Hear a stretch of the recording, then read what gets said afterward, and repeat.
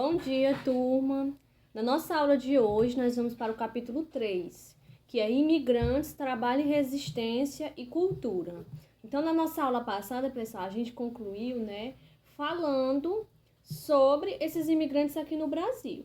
Hoje, a gente vai ver um pouco de como era a forma de trabalho, como foi a resistência desses italianos, alemães, poloneses, ou seja, os imigrantes aqui no Brasil. E qual foi a cultura, que eles deixaram para a gente. Nós estamos na página 138, onde nós temos um quadro, que é, pessoal, uma tabela, mostrando a população paulista entre os anos de 1886 a 1900. A entrada desses imigrantes aqui no Brasil, certo? E nós temos uma fotografia mais abaixo, que é da estação de luz, Como foi que essa estação, ela influenciou, e ela teve relevância sobre esses imigrantes, Como foi que foi construída a partir desses imigrantes aqui no Brasil. Nas fazendas de café no interior paulista, gente, os colonos chegavam a trabalhar 13 horas por dia. Então era o quê? Um trabalho árduo, Um trabalho que era horas e horas. Podemos dizer que horas a mais do que nós temos de trabalho hoje, Um trabalhador brasileiro trabalha 8 horas. Antigamente a jornada ela era extensa, Então eram estendidas de 13 horas.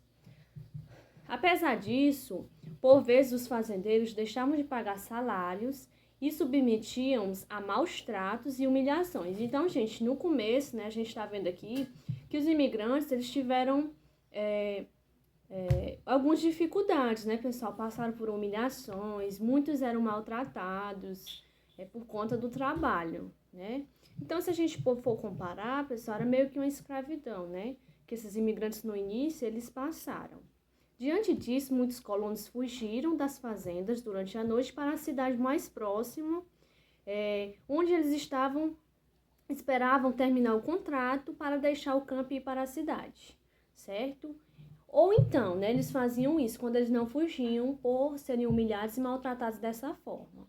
Então, o que acontecia, gente? Muitas pessoas, eles migraram do campo, para a cidade em busca de melhorias, de trabalhar em outras funções, como a gente está vendo aqui. Os imigrantes iam para a cidade como Araraquara, Campinas e Ribeirão Preto, no interior paulista, Então, lá na região de São Paulo, eles iam para esses principais locais, que era onde, eles encontrariam empregos, buscariam por novos empregos. No final do século XIX, recebeu muitos imigrantes. Então, pessoal, no século XIX, teve uma entrada mais acelerada, uma entrada mais ainda desses imigrantes nesses interiores paulistas para trabalhar. Então, nós temos aqui na nossa tabela, mostrando que o número em 1900 já se encontrava em 24 milhões de pessoas, que saíram dos seus países, dos seus locais, para irem nessas regiões para trabalhar. E qual era, gente, os empregos que eles desempenhavam, os serviços que eles desempenhavam? Nós temos aqui, pessoal, duas fotografias. A primeira é um imigrante trabalhando como amolador de facas. Então, os tipos de trabalho eram diversos, as funções que essas pessoas elas desempenhavam.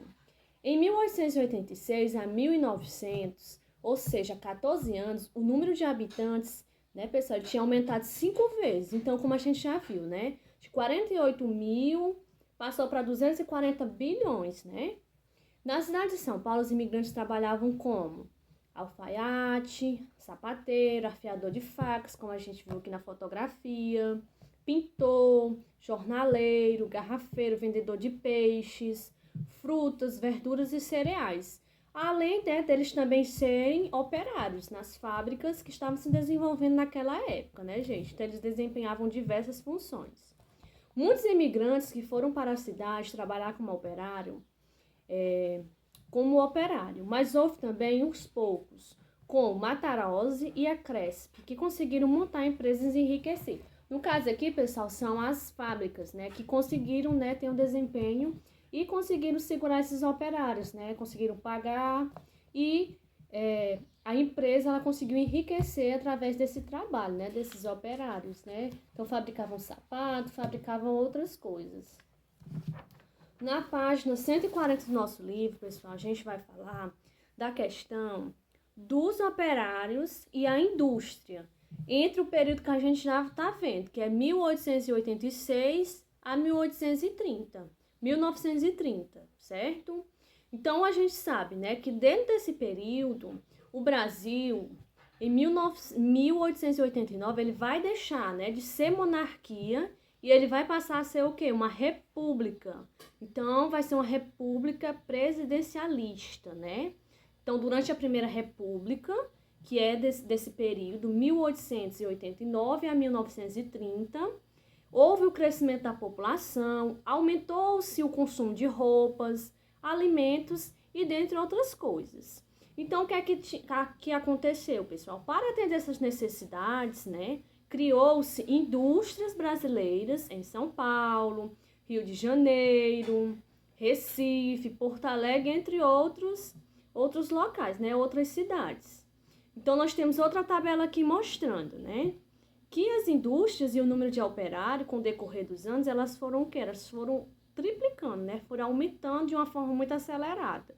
Então, nós temos aqui os anos, e até 1920, né, que é o que para aqui na tabela, nós tivemos mais de 13 bilhões de indústrias criadas e operários empregados, né? Mais de 275 milhões, certo? Então, houve um crescimento, né, a partir desse período, certo? Então, esses imigrantes, eles passaram a trabalhar, né, a viver de uma forma melhor nesse período. Conseguiram salários, né, construir suas moradias e viver com o que eles recebiam. Em 1920, em São Paulo, mais da metade dos operários eram estrangeiros, enquanto no Rio de Janeiro, mais de um terço. E a maioria era formada por imigrantes italianos, portugueses e espanhóis. Então, como a gente já sabe, né? Houve uma entrada muito grande desses imigrantes de diversos países. Espanhóis, italianos, alemães, poloneses, chineses, japoneses, de todos os locais, né? De todas as regiões. A mundo afora, certo? Pessoal, e como era essa luta desses operários, né? A gente sabe que a luta dos operários, gente, vai começar a partir do século XX, né? No início do século XX.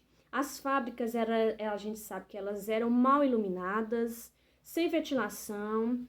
Os operários, eles trabalhavam uma jornada de trabalho muito grande, que eram de 10 a 16 horas, certo? Em troca de um salário para comprar comida, roupa, pagar aluguel, dentre outras coisas que a gente já sabe. E eles não tinham direito a férias. Então, a luta dos operários, ela vai começar a partir disso aí, né? Eles vão reivindicar pelos seus direitos. Já, né, pessoal, que era um trabalho que exigia muito deles. Mulheres e crianças, a gente sabe que nesse período recebiam um salário bem menor do que os homens, então elas também trabalhavam como operárias, trabalhavam nessas fábricas, além de desempenhar o papel de casa, né, como a gente já sabe. E exerciam nas fábricas a mesma função, mas ganhavam bem menos, né, gente, como a gente sabe.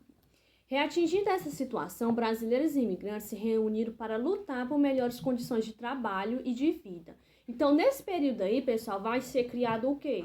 Os sindicatos, e eles vão fazer o que a gente chama de greve. Por quê? Em busca, né, de uma melhoria. Eles vão reivindicar por melhores condições de trabalho em várias cidades brasileiras. A maior que vai acontecer em 1917, né, onde nós vamos ver que houve greves em São Paulo, né? E vai se alastrar por Rio de Janeiro, Paraipaba, Minas Gerais, Rio Grande do Sul. Essas greves. Então, o que é greve, pessoal? Greve é uma paralisação de trabalho com o objetivo de melhores salários, melhores condições de trabalho. E o sindicato é a associação que foi criada, né, para que houvesse uma ajuda na luta desses trabalhadores, né? Então, vai prestar assistência com seus membros para esses trabalhadores. E até hoje nós temos, né? Nós sabemos que temos.